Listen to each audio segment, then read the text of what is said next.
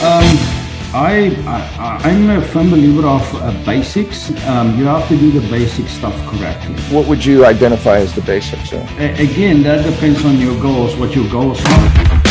Good morning. Hey, good morning, man. So this has been pretty fun. You probably haven't seen anything yet because you've been busy making tons of money.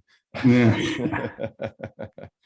So what's new at Amanzi these days? Oh, we're just getting back after COVID. So, are you there? Yeah, I hear you. We got you. You're live. Yeah. So tell me about COVID for you guys. You're in Texas, so you actually had a governor that was a little bit more sympathetic than where we're at up here in Michigan.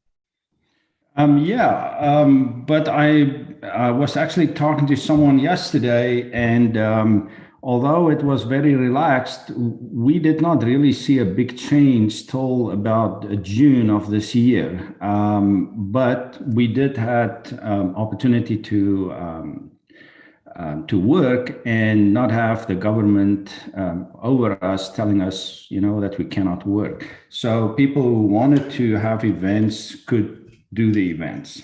Excellent. So I'm going to focus today. The reason why I wanted to talk to you is because obviously you've been extremely successful down there in Texas with multiple locations and whatnot. But I'd like to talk to you about when you first got started, because my goal here is to give, some insight to people and encouragement, I guess, for people that are just getting started in the business. I mean, every year there's anywhere from 1,000 to 2,000 new party rental companies in the country, and just as many go out of business because getting through that first year is pretty difficult. Tell me a little bit about, well, first, how did you decide to get into the party rental business? Because I think you come from a construction background, don't you? Yeah, I am actually a civil engineer, and that is how I got to the US. I had a H-1B1 visa, and I worked for consultants for some time designing, actually in Houston. It was in Houston, and I designed some big channels and things around the Bush Continental Airport. So that's what I did, and after that, I got involved in construction. So I did construction till actually 2012.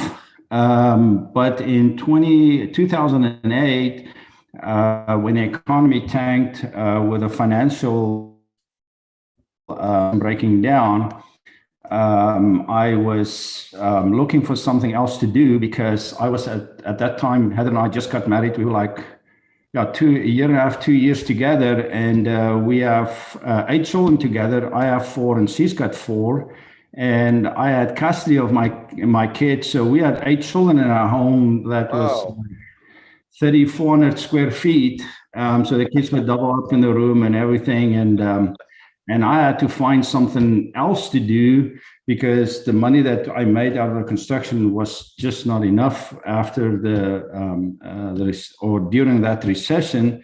And I can't really remember why I decided on party rentals, but the main reason why I did that is I did from Monday to Friday my construction company, and then on the weekends I started to do the rentals. Mm-hmm. So, and that's why I picked the rental business, because I could then do the rentals on the weekend and work Monday to Friday on the construction business. And I've done that till 2012, when I looked at the financials and I decided I'm going to focus just on one thing. I'm a big believer on focusing on one thing and not having your attention split up. So I woke Heather up one night and I told her, we're going to start a rental company. And actually yesterday I was talking to a guy, and he said, what did you know about the industry? And I said, dude, I didn't know nothing. Zero. And and I've told to a few guys because they don't believe me, but my first units that I bought was off of Amazon. Yeah.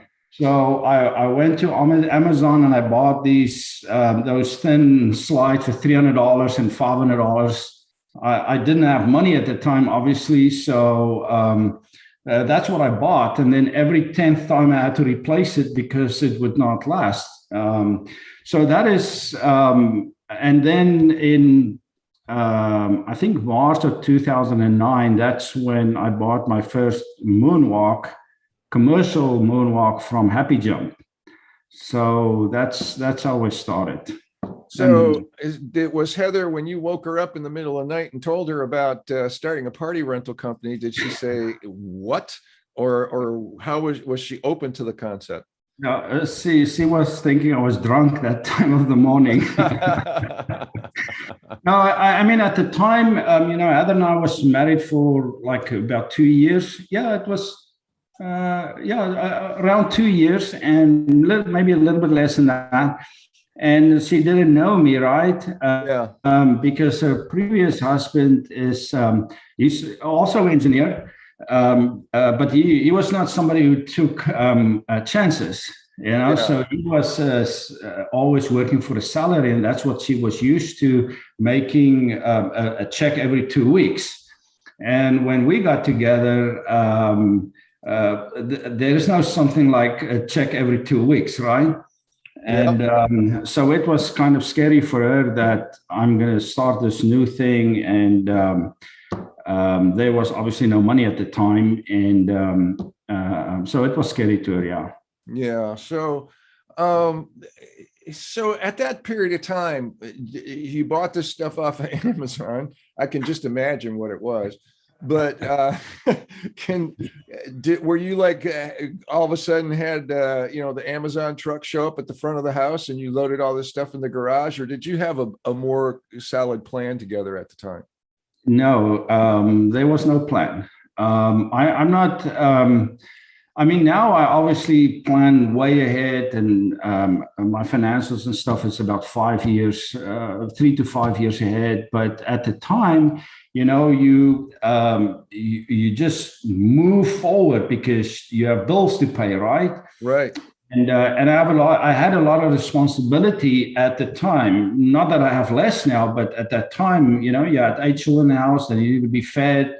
I can't tell them, no, we don't have money for food. We have to live in this house and everything. So I was very motivated by that at the time. And so that's what I had to do. At some point, I know a little bit about this story because you and I have been friends for many years now. Tell me about, at some point you decided to really kind of homogenize the Amanzi brand. And you put at the period of time you did it, you put a ton of money into the Amanzi website and things of that nature. I think you were way ahead of your time in terms of branding and marketing and merchandising yourself. Tell me about your thoughts then. Did you do that because that was just something that you knew about, or did you say, other companies that are really special do this, so I should do it too? What was your thinking about that when you were kind of putting the Amanzi brand together? Well, when I got involved with the rental industry in 2009, beginning of 2009, late 2008, it was still a very young industry. The people that has done it was at the time was more people that had done it for a very long time. Mm-hmm. And there was a whole bunch of new people coming in where I was one of them. And this is just my own, recollection of the time. And, ERS and Inflatable Office, those people started a little bit before me, but they were the only, and then was the software, and I can't remember the name, that's been there for longer. The guy was sick and things like that, and he was on his way out. And that is what we had. And the industry was not really, was really new. So the people who got into it did not understand marketing, did not understand websites, didn't understand email and the importance of all those things at the time. I think today it's a lot different. People has, learned. There's more people in our industry that provide those services, but at the time it wasn't. So, and at the time, and Rob needs to forgive me, but ERS, SEO wise, did not do very well. And I realized that at the time, and I knew I need to do more outside of what they provide. And what I usually at the time did in December, January, February, when I was busy with my construction, but at time, I taught myself SEO and how it works and how you should do it. And also at the time, I didn't have money, right? So I, instead of spending money on Google AdWords, I taught myself SEO and how it works. And so I listened to Matt Katz, the guy from Google, and so on. So I watched a bunch of videos and things like that. And I employed a designer here in Austin. That was back in 2012, end of 2011, beginning of 2012. And we did, at the time, yeah, we were close to $1 million at the time of revenue through the year. And I employed that guy, and I employed a guy that helped me with the SEO for questions that I could ask. And between the three of us, we built the website. And my website is due for overdue, but the website Amanzi that you see now, I did that in 2012. And it still do well. I know there's some issues on it because it's 10 years later, but I'm happy where I'm at with it. You know, how I started with it and the reasons why I did. Right. No, I think it was very forward thinking. And speaking back about those days, early on when I was doing websites because, well, first of all, wasn't in the party rental business. I was in the aviation business. So when back in those early days, and I'm talking about the early 90s to probably the late 90s, the website business was just starting at its infancy. And we were trying to create at that time and I'm talking about corporate aviation, these businesses that buy, the big airplanes and whatnot. And we were trying to come up with a solution because it hadn't been invented yet. E-commerce type websites hadn't been invented yet.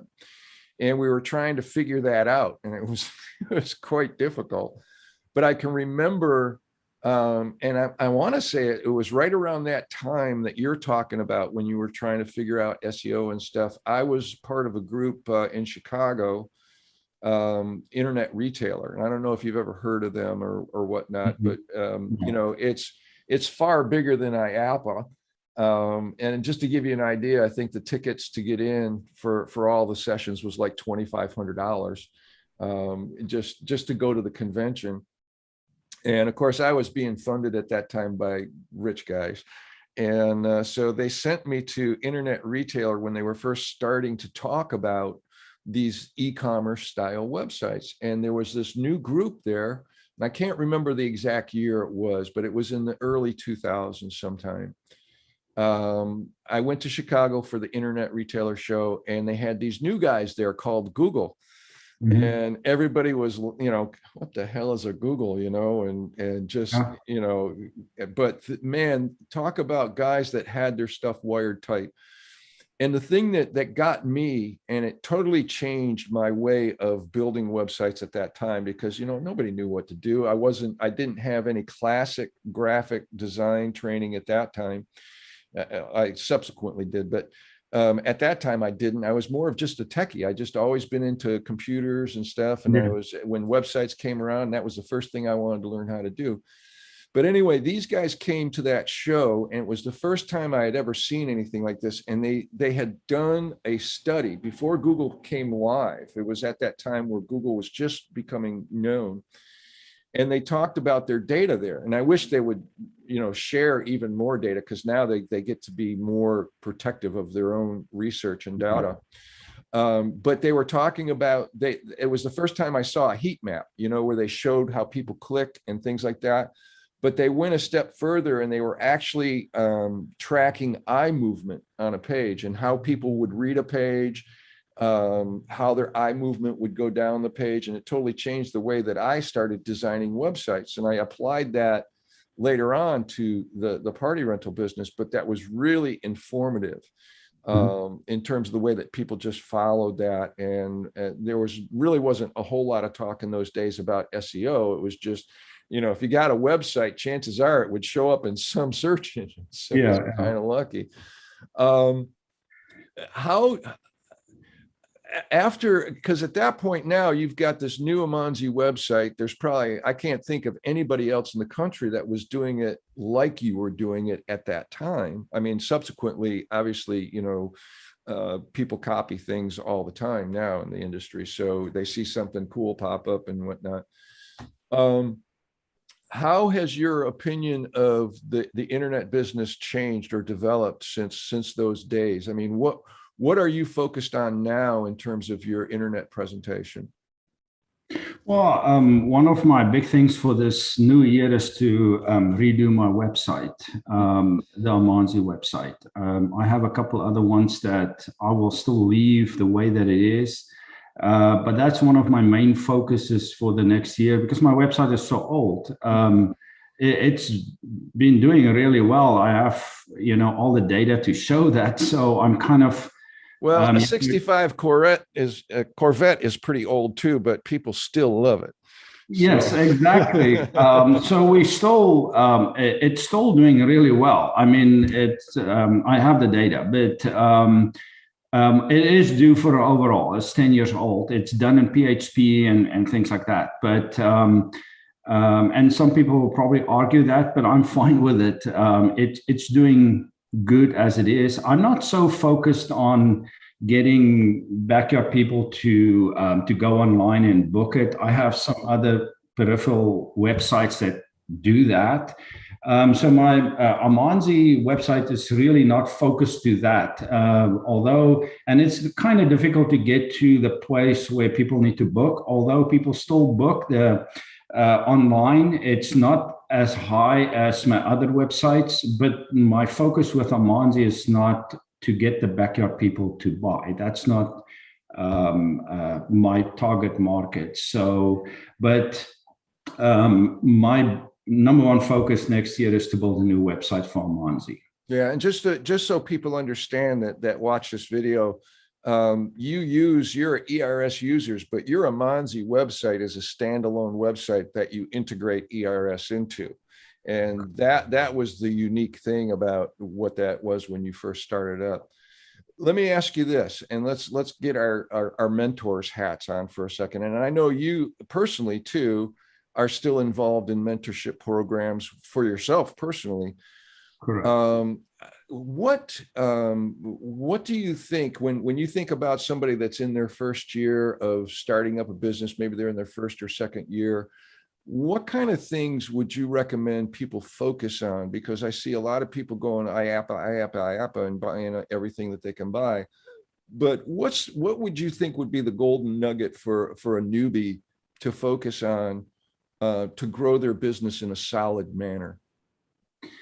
Well, I have a lot to say about that, but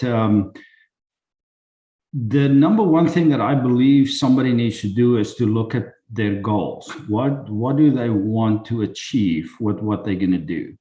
Unfortunately, in this industry, what I notice is people tend to run after every new idea or any somebody says this and then that's the holy grail. They run after that. And I am totally don't agree with that. I believe you need to start with a foundation. You need to see what is my goals. Some of us, and when I did my roadmap in Las Vegas, this is where I started, because you need to figure out what do you want to do and why you want to do this. To just rush after a top line is the stupidest idea that you can have, because that does not equate to success. You need to figure it out for yourself. A lot of us, we start the business, and why do we start the business? What do we want to do with this business? And most people, they do a business to pay for their bills and have a certain lifestyle. They call it a lifestyle business. Mm-hmm. And most people are in that. And I think that is 100% fine. But people hear all these things. Well, these people, they do this and that, and this company does that. Now I need to do that. We need to get into mechanical rights. Now I buy this and that and that, and that's not the right thing for you. And I think this is where a lot of the people fail in our industry, is that they don't know why they're doing it. They don't know what is right for them. And then they run after all these other people, almost like sheep. And I think that is the biggest problem that I see with people. So I always start, what do you want to do? You don't have to do $500,000. You don't have to do $1 million. If I mentor somebody, the first thing I want to know, why are you doing it? Where do you want to go? Because that is the important part. It's not about the top line. And on the top line, I can talk a lot about that too. A lot of people chase the top line, but the bottom line suck. They're not making profit. I know of companies that does $20, $30 million that barely make 2%, right? So you do all that risk and you make 2%. I'd rather do $500,000 and make the same amount of money, but I make 30%, right? So I think that is where I would start. And that's where I do start when I work with people. And so to grow a company like you've done, and you know, like I said before, I think you've got, how many cities are you in now? 5 or 6 different cities in Texas? We're in 4 in Texas. 4. But we deliver all over Texas. Yeah. So you've got a pretty robust employee list. What's the culture like? And the biggest thing we always see people talking about is the problem with employees, but I'm starting to feel more that the problem isn't with the employees, it's with the employers. How do you feel about your culture with your employees? Yeah, I mean, I, for one, think it's very difficult to build a culture with 1 or 2 or 3 people working for you. There is a culture, obviously, but the problem in our industry is when it gets to October, November, December, January, February, you can't keep those people, especially if you do 100, 2, 3, 4, 5, 6, even 7, $800,000. It's very difficult to keep your people. And then there's no continuity in your culture. And that is really the biggest problem here, is to continue, have continued employment for people to keep your culture going. Mm-hmm. And how do you think you've been doing with that so far?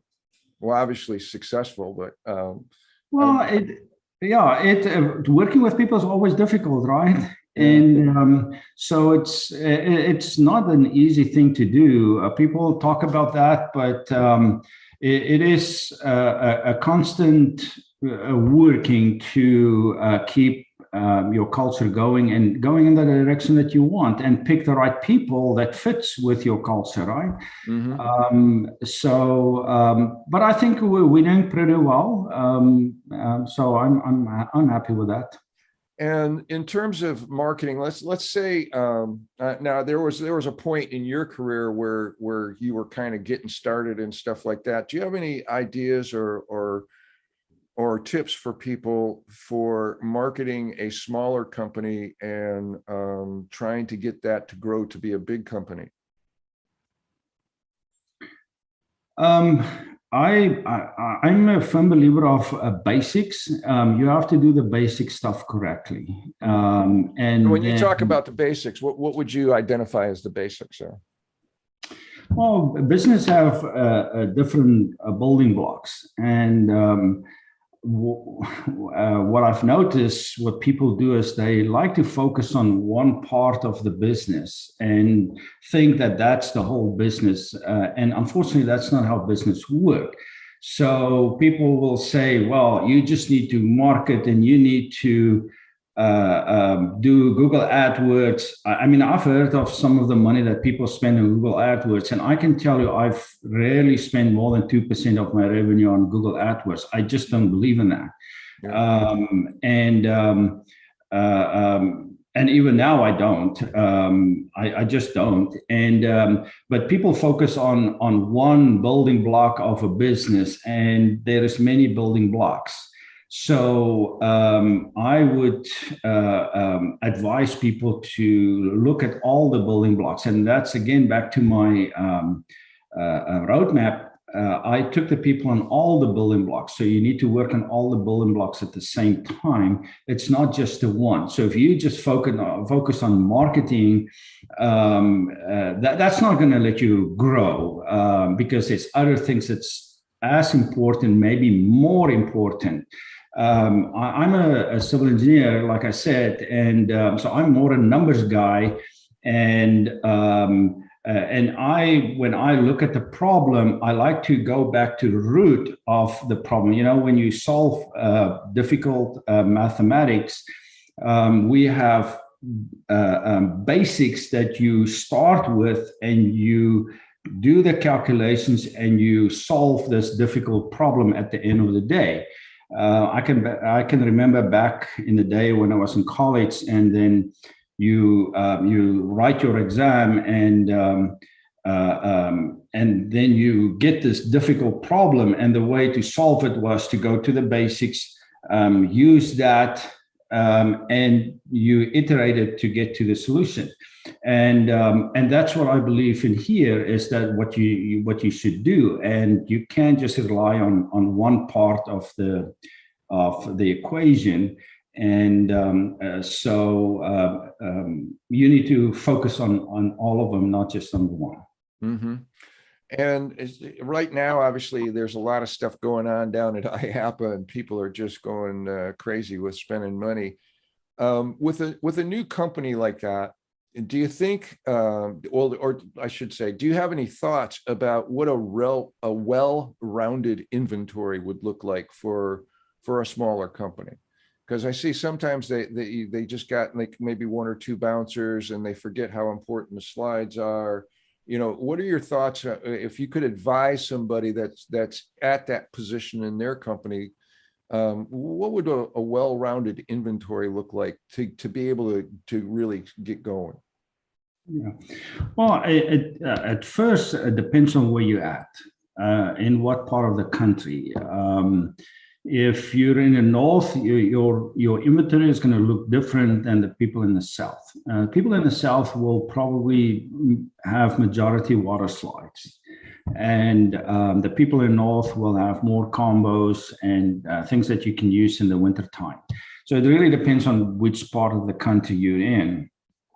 The mistake that I see a lot of people do is they buy too much inventory. They buy stuff that they can't. They think if I buy a unit, it equates to more revenue, and that's not the case. Mm-hmm. And secondly, I see they buy all this Christmas stuff and Halloween combos and inflatables like that. I did not invest in those things till way after $1 million mm-hmm. Of revenue. And so to answer your question is, I will look at the area that I'm in, not just the specific city, and see what is the stuff that those people have, and focus on those type of inflatables, and not the peripheral stuff like Christmas inflatables and things like that. Mm-hmm. So that's what I would suggest. And what would be your recommendation for the rule of thumb for investment in inventory, and in terms of how fast should somebody how fast should somebody think that they should be growing their company? Do you have any thoughts on those numbers? Let's say I'm doing $150,000 a year. I'm holding on to maybe 30% of it. At what rate should somebody be spending money on inventory? Well, again, that depends on your goals, what your goals are. It should not say, I need to invest everything back in into the business. And many people will never get to $1 million. So for many different reasons, but so I personally don't believe that there is a rate that you should grow. You need to do what's right for you and what fits into your goals. That's why I always start with the goals, is what works for you.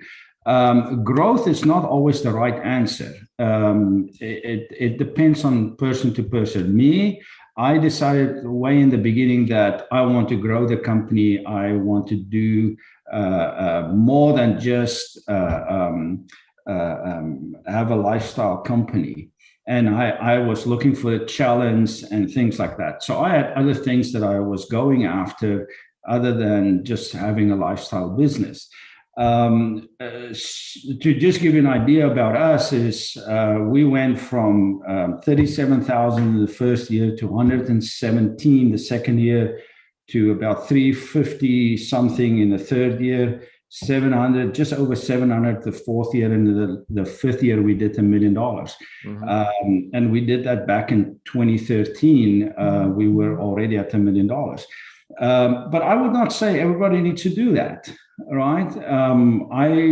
I'm a firm believer you need to go, what's your goals? Don't look at Willem and what Willem did or what this guy did and that guy did. What makes me happy and what makes you happy is two different things. And it's not just a financial thing that makes us happy. It's not just where we at that makes us happy. There's a lot of factors that play in why we do what we do. And that needs to be your determining factor other than just grow, grow, grow, grow. I don't think growth is for everybody. Mm-hmm. The reason why I ask is because one of the things that I see a lot as I talk to customers and, help them with their businesses and whatnot. And I know you've been real involved in mentoring other businesses and trying to help teach people. Obviously, Event Professional Alliance is a great example of that. And your roadmap, deal that you had going for a while, is I see people spending money to get larger and larger inventory. And it's kind of, I guess that goes back to your building blocks, making sure you've got the basics covered, is they get all this inventory lined up and then they don't have the logistics to actually get it out every weekend. There's got to be a way to manage that. Yeah, well, the thing, and I thought about it the other day, people like to say, I've got 100 inflatables. Mm-hmm. If you have 100 inflatables and you don't make $1 million with that 100 inflatables, yep, you do something hugely wrong. Mm-hmm. And from my experience of people that I've worked for, usually when they have 100 inflatables, they do around $500,000 worth of revenue, maybe even less. Mm-hmm. So if you're one of those people that do $400,000 to $600,000, you have 100 inflatables, you're doing something wrong, and you need to go figure out why you have 100 inflatables. And I've showed people that, first of all, very few of the people have correct financials. They think ERS and these other programs, that's financials. That's not financials. That is just maybe an idea of what it is. It's not financial. So you need to use a financial software to work out your profit and loss, and forget about your balance sheet. I haven't seen many balance sheets that's correct. So to get your balance sheet right is a lot of work, and people need to know who does it, what to do, or yourself. But usually your accountants should do that. But it's a lot of money that people can't afford in the beginning. So what I notice is these people buy all these inflatables and they overcapitalized, and they could have really took that money, invest it in almost in crypto and have a much bigger return. So I've advised people that overbought stuff to sell it off and go back to where they were and continue from there. And I showed them in their financials that I helped put together what they did 2 years ago and what they do now. They do a lot more revenue, but they make the same amount of money. Mm-hmm. So why did you invest $200,000 in equipment that you didn't need and you still make the same money? Right. Have you have any more thoughts about, are you going to do roadmap again, or is that something that you did and you did it and it's done? No, I still would like to do it. I obviously didn't do it last year. I'm still thinking if I want to do it this year.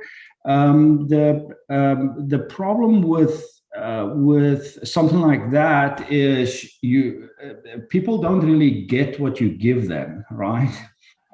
If you go and look at the stuff that I had there, it's very, very powerful.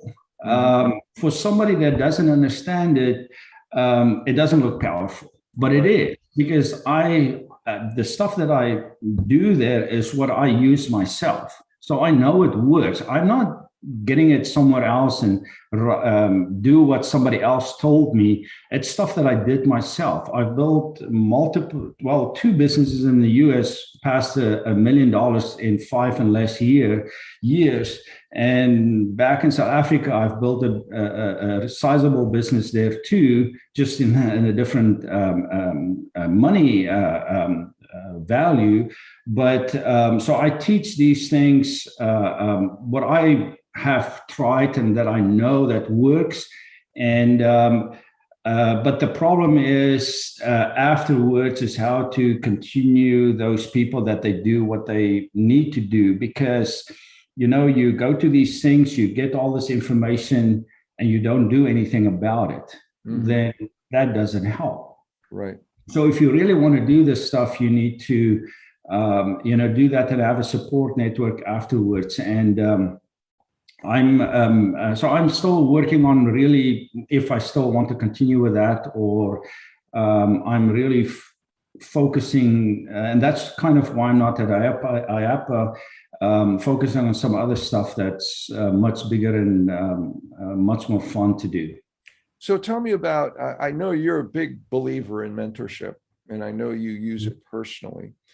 If you wouldn't mind, how has mentorship helped you personally, and how do you apply that to the way that you're thinking about your future? Yes.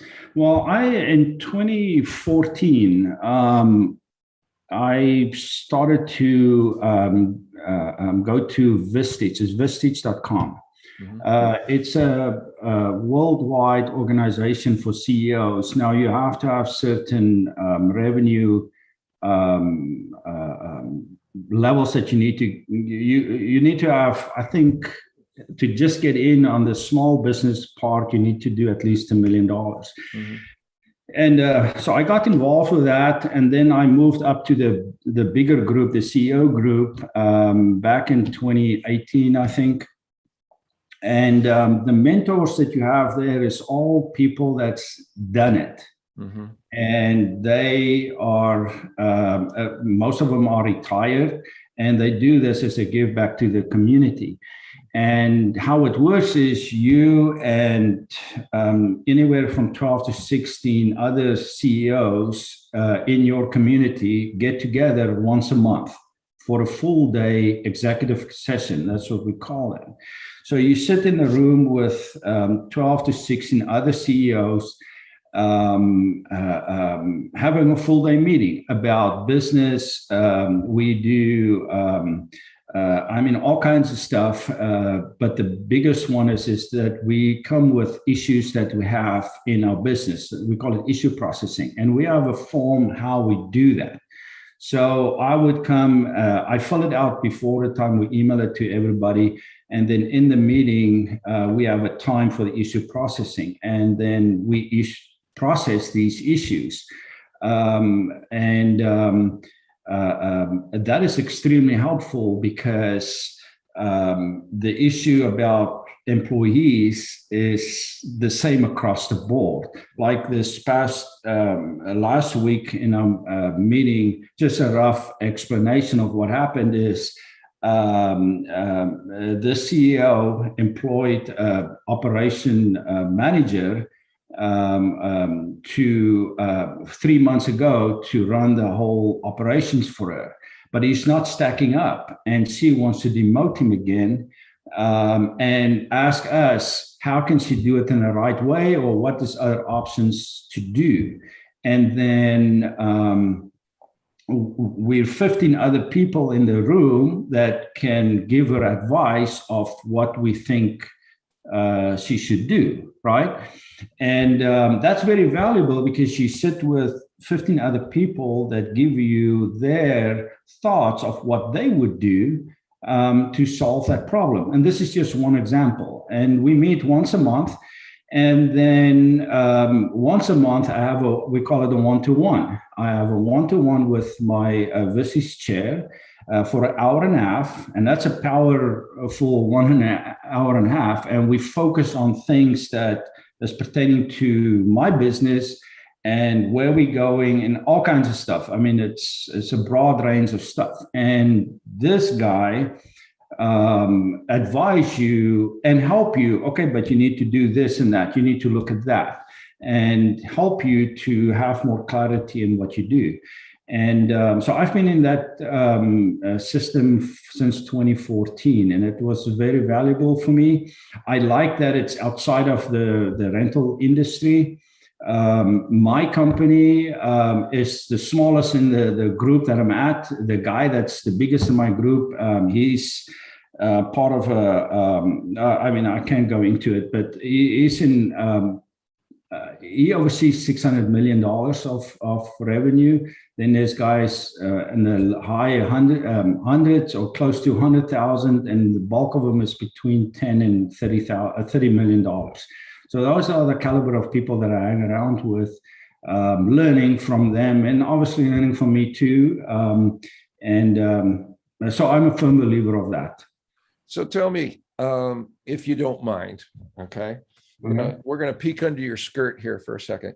What's the one thing that you think you got wrong that your mentor said, Willem, this is the way you got to do this? If you don't mind sharing an example like that with us, what do you think was one thing that you got wrong that you were able to correct by going outside of the norm? There's not many things, and that's a lie. No, I think you're so modest, Willem. Yeah. No, I think I'm a technical thinker, so that's why I'm an engineer, right? Right. And so I tend to look at the operations. If you go look at my operations, it's extremely well run.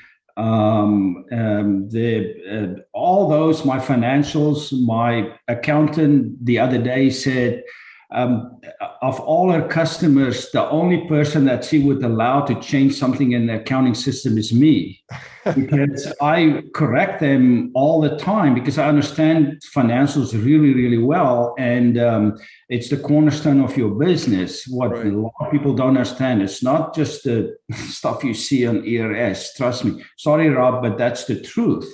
And that is just one part of the equation, a very small part of the equation, because the other stuff is way more important. And so I tend to focus on that part. And just the other day, he took me for task, and it was actually in October. Yeah. He said, man, I I love you, I care about you, but dude, you need to change this. Yeah. And so I'm working on that, and that's more about the marketing side of it, because I'm not a good marketer, and I'll admit it, and I'm fine with it. You can be good at everything that you do, but so yeah, that's the one thing that I've always known that I don't do really well, and so that's the answer to your question. So I'm going to ask, we got a few people in here watching this with us now. If you guys can hear me, if you'd like to ask Willem a question, you can unmute and just jump in and ask a question. Or if you'd just like to put it in the chat here, I'll show you where you can come in here and ask a question.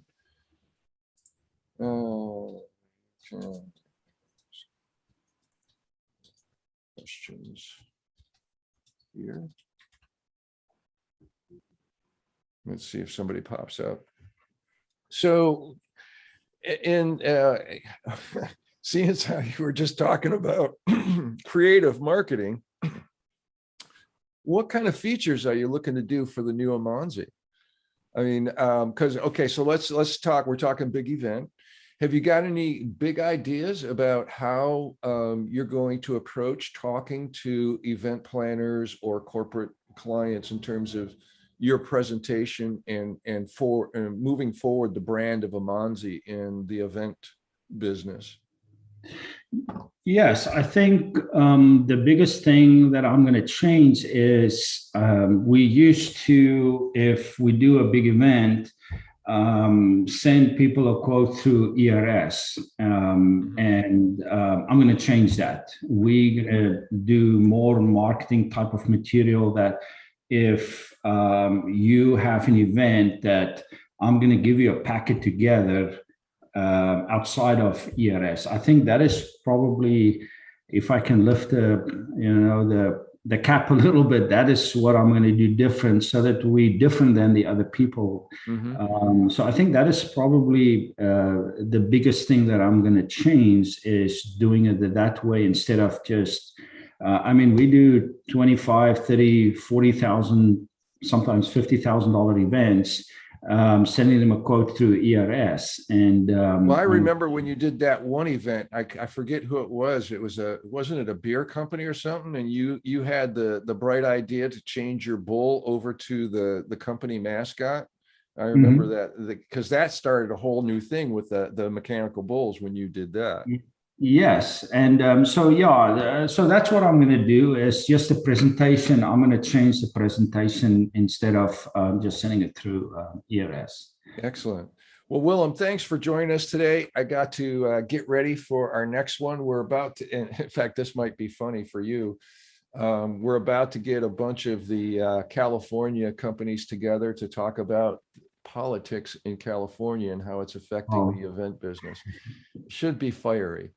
Well, I'm so glad. Thanks a lot, man. And I really appreciate you taking the time with us today. I know everybody else will too. And we were going to process this video and we will repost it for everybody to check it out and get words of your wisdom at their leisure. But thanks, man. I appreciate it. Well, we'll be talking to you soon. I hope somebody learned something. Yeah, they did. I see a well said in here from Jim right now in the comments already. Well, I just don't know who Jim is. Which Jim is that? I have no idea. I just see Jim, so I don't know. All right, man. Thanks, man. I'll talk to you soon.